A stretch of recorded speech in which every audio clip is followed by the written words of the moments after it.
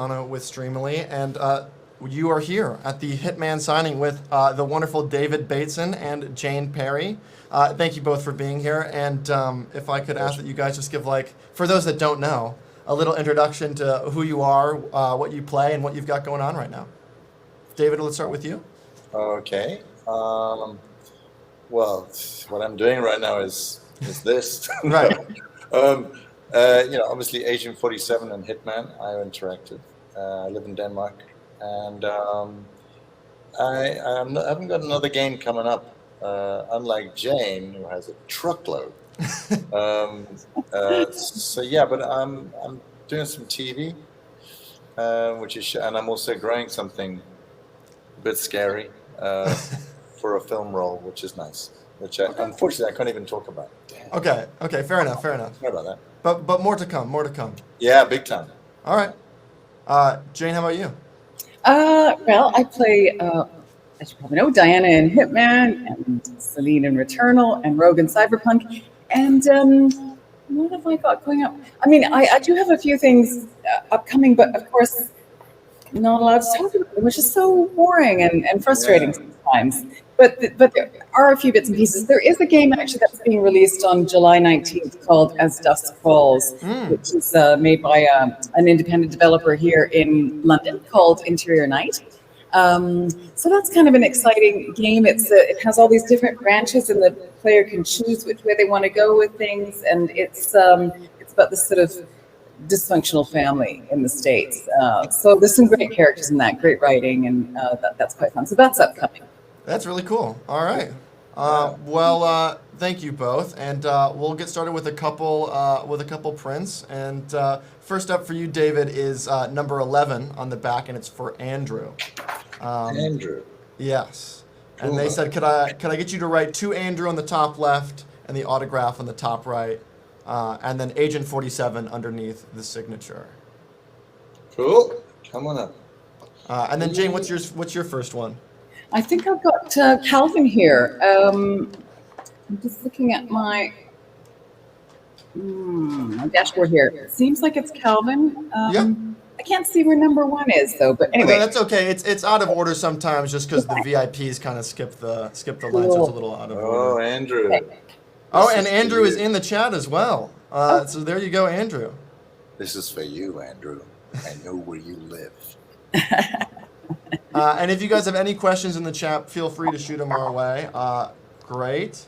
And so I'm going to sign this one for Calvin. Here we go. And Calvin's asking for my favorite Celine quote, which I shall write down. I've got anxiety about this because I'm a lefty. I don't know if there's any lefties out there, but I'm a lefty. Are you? Okay. Are you both lefties? Really? Yeah. All the best people are. What? Well, I don't know. Well, now then, let's not be, Anyway, so there's that fear that you're going to smudge things, but I will do my very best. Okay, so here we go. I'm going to sign this for Calvin, right, with my best quote.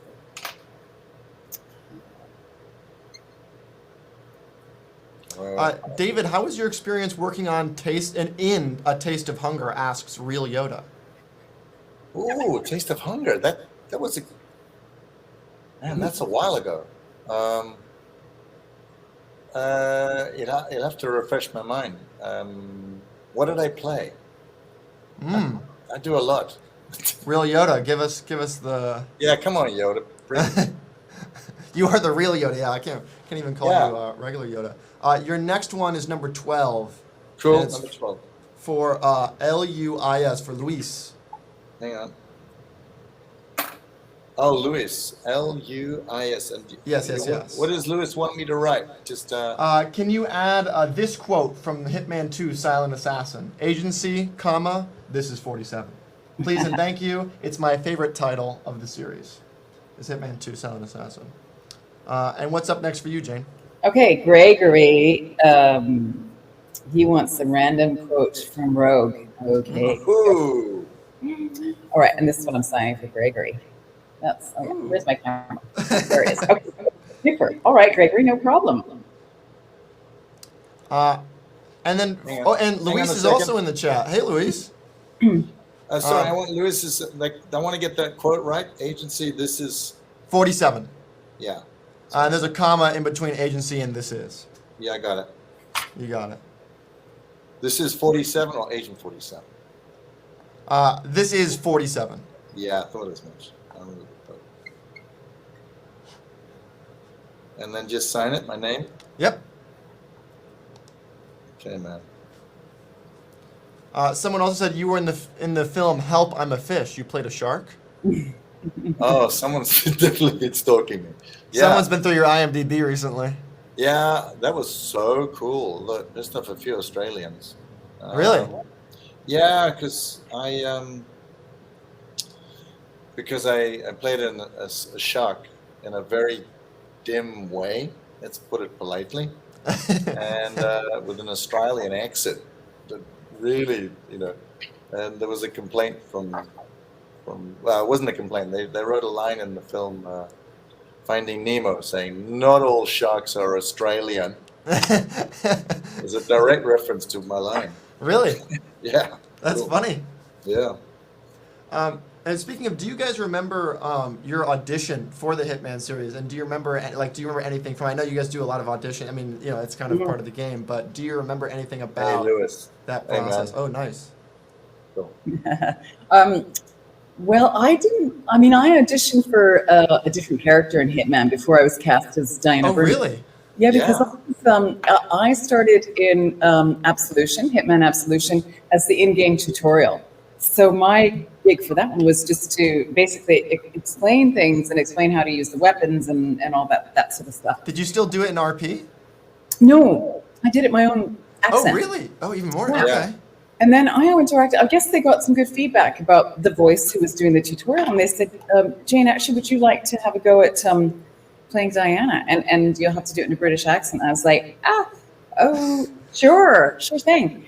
And that's how I ended up playing Diana. So I kind of snuck in through the back door playing another character. Very interesting. Yeah, it was really lovely, actually, to have that way in. Because I had this kind of familiarity with the game from having worked in a completely different way, and then was asked to play Diana. So I was really honored, that they asked me to do that. David, how about you? And also Jacob Maloney says, as an Australian, that is a solid impression. So you've got at least someone's approval. Hey, Jacob. Thanks, man. Yeah, I was in the right place at the right time. Just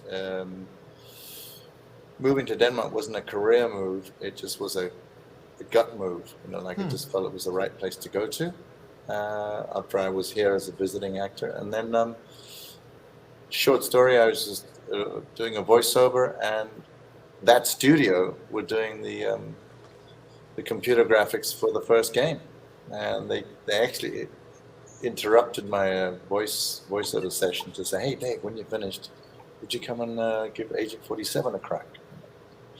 And so I don't know how many people auditioned and stuff. Yeah. But that's how I got my audition. Right. And do you remember any as far as Agent 47 goes, just as kind of a reserve character? Do you remember having any first do you even remember your first thoughts about it? Yeah, totally. But it was based on those initial graphics. Yeah.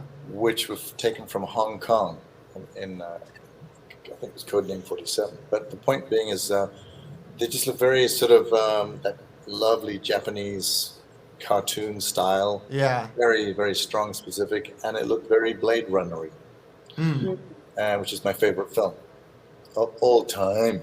And so, that was a big yes for me in my mind. I want to do this. I want this part. Yeah. So that was the kind of the intro and the little sort of teaser I got to kind of. That's cool. And then he looked like me. That right, helped. right. Hey, that also helps, right? People often say that you are the spitting image, right? But also your next one, same thing is for Khan, kind of like Star Trek Khan, K-A-A-N. Was like the late great James Caan? Yes, the late. What But that had a C in it, didn't it? Hey? Oh, that's a C. No, sorry. Yeah, Caan is K-A-A-N. Yeah, K-A-A-N. Yep. What He said, number if was it? possible, could you write in the top right in the empty part, names are for friends, so I don't need one. Oh, that's a great quote. Isn't that a great one? Names. And I just Jane, wanna get- you recently, or at least the most recent thing that I think has obviously garnered some attention was Returnal. And there was a question about, was there any temptation to make Celine British, or was she always American? And also, how was your experience on Returnal? It was great. Well, look at this picture. It's really interesting. Oh, Yeah. there she is against the American flag. Right, that photo is quite relevant throughout the story. Totally. So I don't think there was ever. I mean, I don't know. Actually, that's a really good question because, of course, by the time as a voice actor you come in to play a character, all the thought has been put into it. And I know they put a lot of thought into Celine. So there might have been a moment where they thought, okay, she could be British, but for whatever reason, they decided that she should be American. And maybe that's because the Americans have a great space program. That's true. Sort of history of amazing accomplishments in space. So I reckon that has something to do with it. And in terms of the experience voicing that character, it was fantastic. It was great. I was saying to David earlier, how wonderful it was to work with Housemarque, who's the game developer for Returnal. They are fantastic. They have such a great backlog of games, and I think they're going to come up with some really exciting stuff. Okay. So I so enjoyed working with them, and she's an amazing character who goes on a pretty extraordinary journey. That's always super fun to play as an actor. So I really loved it. She's great character. Great. Before I sign off, sorry, I want to make sure Kaan. Perfect. You got it. Kaan. Names are for friends, so I don't need one. Got it. I got all that. Yeah. And then your signature, of course. Of course, yeah. Yeah. Perfect. And then, to bring it back to Hitman. Crap. Sorry to interrupt. No worries. This is going to work when I get the Rolodex working. Yeah. So what number was it? That was 15. Thank you. Yeah, no worries. And to bring it back to Hitman, that you guys both play characters that I think either by genetic, augmentation or just by events that happen in their lives are very reserved people. And so for you, and just in the brief talk that we both had earlier, you guys are obviously not very reserved. You're actors. You're very animated people. So for you, in terms of playing someone like that, even Agent 47, who has a sense of humanity, who is I think his edge is that he is kind of softer, and it's the same with Diana. They're able to manipulate these cold hard criminals by consistently pulling off these gestures of goodwill to each other. How do you find that kind of humanity in characters that are so reserved? And I guess what do you find attractive about playing that? What is your? I'm trying to understand what I'm trying to. I hope I'm making sense at all here. Yeah. Sure. You are playing a character like that. What is, I think, your strategy for finding humanity in a character that is so closed off? You go with that one first, Jane. Okay, sure thing. Well, I think it has a lot, Nicholas, to do with the writing. Yeah. Everything is there in the writing. So the character is a certain way in the world, and as you say, I think you're right. They're both quite reserved for different reasons. Right. But the situations that they find them in sort of will draw out different aspects of their personality and their characteristics. And in some moments there is a sense of humor, there is anger, and then there could be this warmth that comes up as well, depending on what's going on. So really it's just about being aware of the scene and what's going on and what the character, as Diana in this case, wishes to accomplish. Yeah. So if I want to generate a certain response in Agent 47, then I might choose to be very warm to him. Right. Or the scene might point to the fact that something has happened, which is drawing me closer to him. So that just comes up naturally. Do you think that Diana has a certain power over 47, being the only person that is that close to him? I do. I think they have an extremely special relationship, and I think that her, she's constantly sort of telling him what to do and telling him to do extremely dangerous things. Yeah. more often than not. Right. And I think that she's aware of her ability to do that. I think there's sometimes a slight maybe manipulation in there. She knows who and what she is dealing with. But I think at the same time, they've been through so much together that Right. there's this also respect and Right. care. A certain trust. Yeah. Certain trust, absolutely. And I think if anything ever happened to Agent 47, Diana would be devastated. Right. Right. Yeah. So would I. Yes. No, you touched on something, Jane, in an interview we've just done. Yeah. About what is it in our personalities that's we've brought to these roles. Right. And I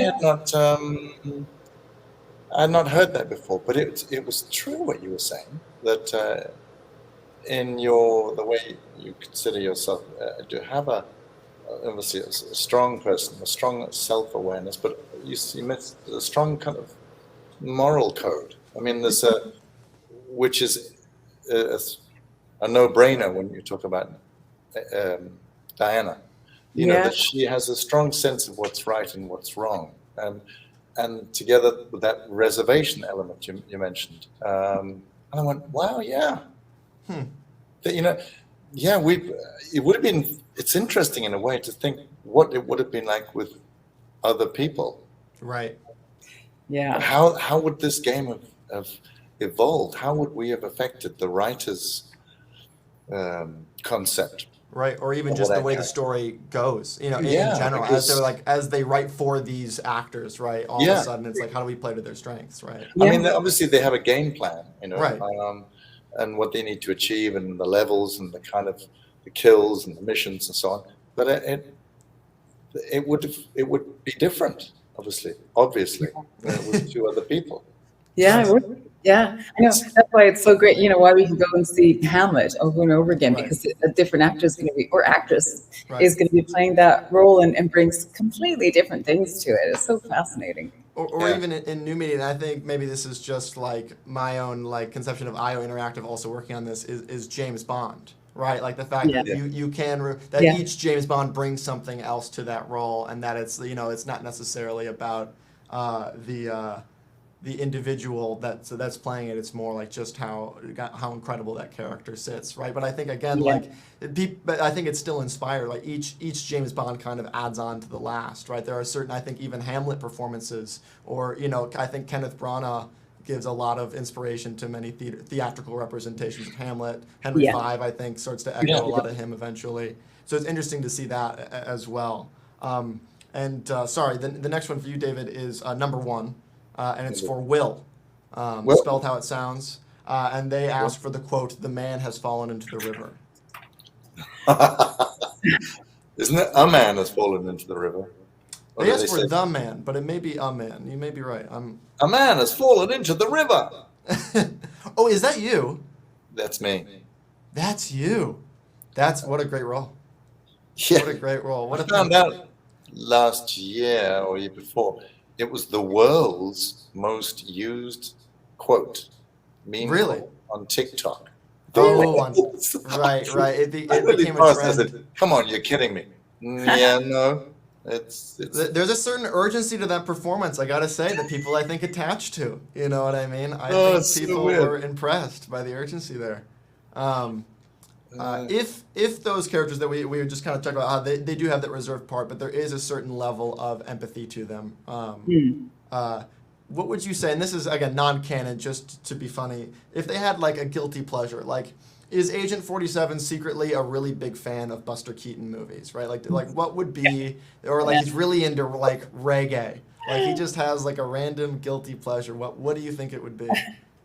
I would say it was Charlie Chaplin. Okay. Well, because that's mine. Really? I'm a massive fan of Charlie Chaplin. Really? Yeah, I am. I did my thesis on him at university. Really? That's so interesting. Well, there you go. Because he invented surreal comedy. Yeah. Buster Keaton, I'm a huge fan of. Of course. But it's absolute death-defying. But Charlie Chaplin did surreal, and that really was a touch. Like he would, if in the pawn shop, he would take when he suddenly finds himself in charge because the boss has to go somewhere, and someone brings in a broken clock, and he, in front of this poor guy's eyes, he opens it up like a can of tuna or something, and he peels it back and he sniffs it and shakes his head at the it smells off, and then so he's taken a clock and he's turned it into something else, Right. And then he pulls it out like it's sort of like spaghetti, Right. and then when he tries to push it all back in together, obviously it doesn't go because it's all, and he hands it back to him and he shakes his head like it's it's not going to make it. Right. And he was doing his heartbeat. It was just he's just taking something out of context and putting another situation on it. Well, and even real comedy.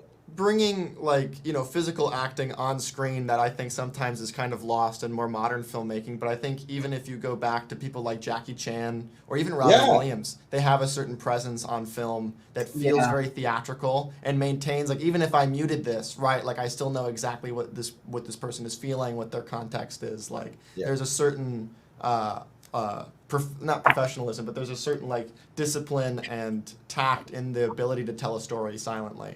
The Gold Rush is really the only Chaplin movie I've seen.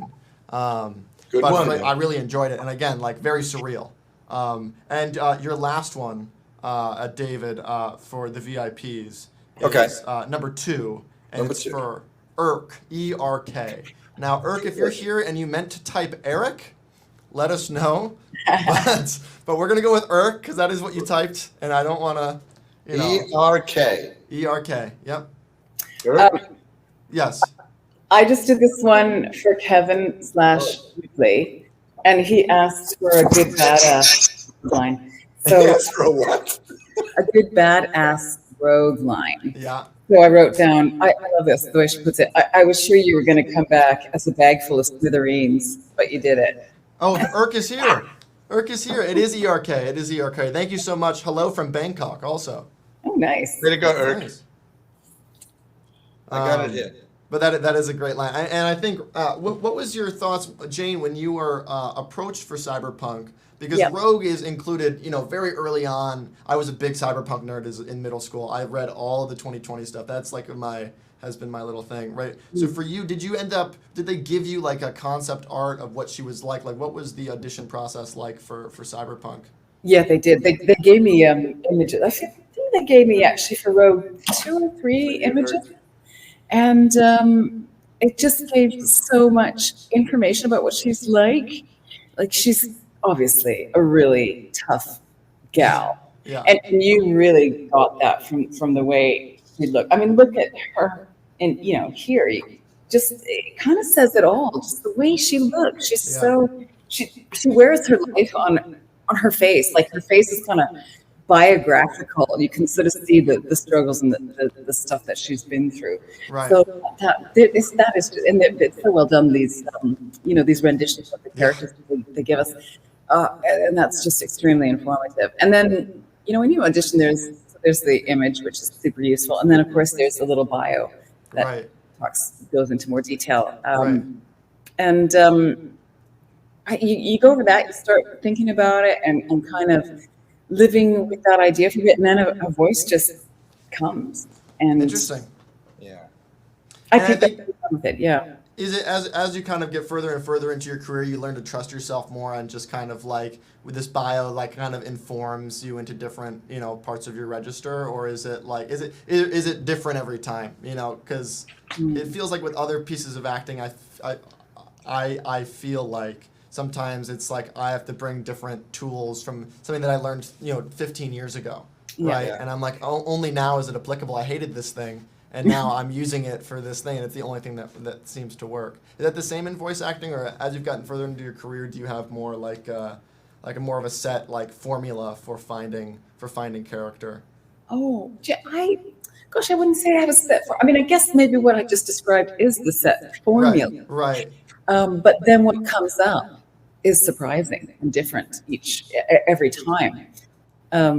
And I think we draw on different, getting back to sort of what we were saying earlier, we draw on different parts of ourselves to kind of bring those characters to life. Yeah. And that's fun. You just never know what's going to come. Right. You know? I got something on this. I'd like to do a shout out for the late great Joan Little, not the Joan Little from the Royal Shakespeare Company or A little wood, yeah. Littlewood, that's right, Littlewood. No, Joan Little was my voice coach back in drama school in South Africa, and she was an elderly lady then. I mean, she was like, I don't know, in her 70s, something, and a real tough as bullets, and just, but really a little sort of nugget of a woman, and but I didn't get it.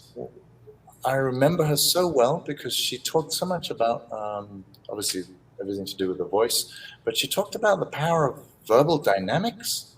And I know we don't necessarily use that too much in front of the microphone, but we do. The point being is she was the person I know I look back on as made me pay attention to the sound of a voice. And not only to what they're saying, but also the sound of the voice, how the way they color that word. And you're thinking, wow, you can say that in a different way just by using your, giving a different kind of intonation. Right. So never let a voice coach be underestimated. Right. Students, pay attention. Yes. They know what they're talking about. Ripley also says, Jane, thanks so much for the badass quote /line. You're so welcome. But I think that is all we have right now. I don't want to keep you guys too long. I know that it's later in the evening for you guys. So I just want to thank you both for being here, honestly and truly. And thank you everyone for donating to World Central Kitchen. We will be posting on the Streamily Twitter our receipts as well about that, and more information about World Central Kitchen as well. I also wanted to just kind of throw out, what was that podcast that you guys were just on? If you guys want to check it out, this is another interview that these guys just did. Yeah, it's another Nerdcast. In fact, Brad just joined. I did see him for a second there. That's right. Yeah. He popped into the comments there. It was called the Northern Nerdcast, and they've got really wonderful podcasts with all kinds of actors and people involved in games. So check them out.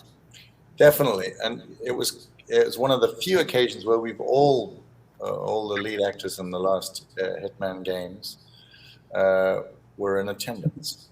So that was fun. Also for us to see each other. So yeah. Oh, by the way, I want to ask. Can we answer any of these? If you guys want to go through and answer any of these, go ahead. Yeah. I may have missed several. If you want to go through, you can, but it's all up to you. It's kind of, and again, if you have any more questions. How do you do that?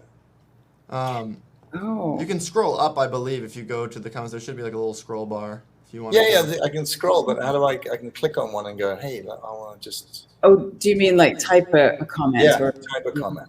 I see, right. There should be, you can post a comment in the bottom, maybe?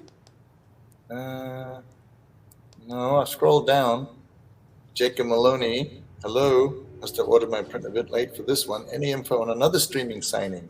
Potentially soon, but Jacob, the problem with that is that that's my fault. I did not get that print to them in time, but I'm going to ship David this print as well, and we'll make sure that gets signed cool, for man. you. I see you right here, Jacob. You're number 7. You were on my screen. Sorry about that. Totally my bad. Northern Nerdcast. There you are. It was so great to be able to do this reunion. Yeah. Groovy Greaser, he's asking about a Returnal sequel. I don't know about that. We'll see. I think, Housemarque has lots of irons in the fire, so we'll see what they come up with. But I'm not sure. But yes, of course, I would always like to revisit Celine because she's amazing. But we'll see. We'll see what happens. We'll see. Maybe a prequel. We'll see. Maybe something, alternate. We'll see what happens. And say hi to Evie for me when you will at your place. I will. Yeah, for sure. Evie's from Housemarque. Yeah. Nice. Cool, man. Thanks, man. But perfect. Yeah, of course. And thank you all again for being here. Yeah, I will end the broadcast right now. If we have any last questions, go ahead. This one I did want to say, actually, Nightshader asked, have you ever been recognized in public as the voice actor for 47 or Diana? I have in Copenhagen. You have in Copenhagen? Yeah. I think it was the first of the trilogy. And they covered the whole of the city square, a bit like Piccadilly Circus or the Trafalgar Square of Copenhagen. And they just covered the whole, there was a construction site in the middle, and all the walls, I mean, buildings were covered with this red poster of Agent 47. Right. I truly was just standing there. Right. You were just another tall, bald guy that they're like, maybe he is, maybe he isn't. Yeah, and someone just went, ah! And, what? Well, But I do get a bit recognized. But I think they recognize the voice first, more often than not. And then, right. I could be on the subway. And they look up and they're like, no way, he also looks like him. Yeah. And then they get. Yeah, he does. Yeah. I have never been recognized for my voice as Diana, but I have had a lot of people say, do you know what? You should get into voice acting. You have a great voice. That's a good Way idea. ahead of you. Oh, good. Thanks, man. I'll do that. Thank you. Anyway, thanks again, and thank you all for being here. Yes, thank you, everybody. Thanks, everyone, for tuning